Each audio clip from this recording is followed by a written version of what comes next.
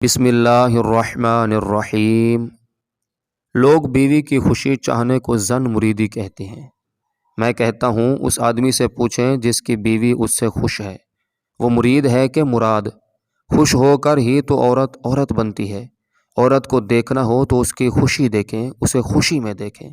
ماں، بہن، بیوی، بیٹی اگر خوش نہ ہوں تو دیکھ لیں، اور اگر خوش ہوں تو دیکھ لیں۔ ذرا یاد کریں، آپ کی بیوی آپ سے خوش ہوتی ہے تو کیا کرتی ہے، کیا کہتی ہے؟ نافرمانی کرتی ہے یا فرما برداری؟ بد زبانی کرتی ہے یا تہذیب و شائستگی کا مظاہرہ؟ میں دعوے سے کہتا ہوں، عورت شوہر سے خوش ہوتی ہے تو فرما برداری کرتی ہے، اس کا ہر کام بھاگ بھاگ کر کرتی ہے، بغیر کہے کرتی ہے، نرم و نازک لہجے میں خوبصورت باتیں کرتی ہے، تہذیب و شائستگی سے بلاتی ہے اور ناز و ادا سے لبھاتی اور رجھاتی ہے، اور ایسا کر کے خوش ہوتی ہے۔ آپ نے کبھی کوئی گفٹ دیا ہو تو یاد کریں، کیا کیا تھا اس نے؟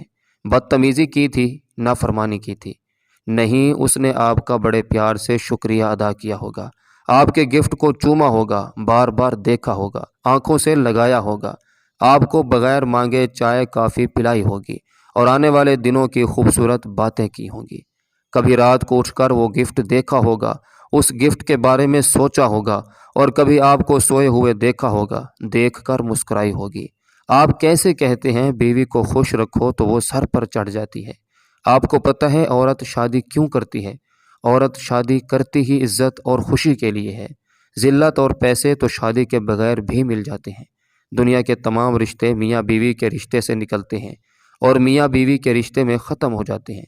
اپنے اس رشتے کی دل و جان سے حفاظت کریں اور اسے خوبصورت سے خوبصورت بنائیں۔ ایک بار درود شریف پڑھ لیجئے، صلی اللہ تعالی علیہ وآلہ وسلم۔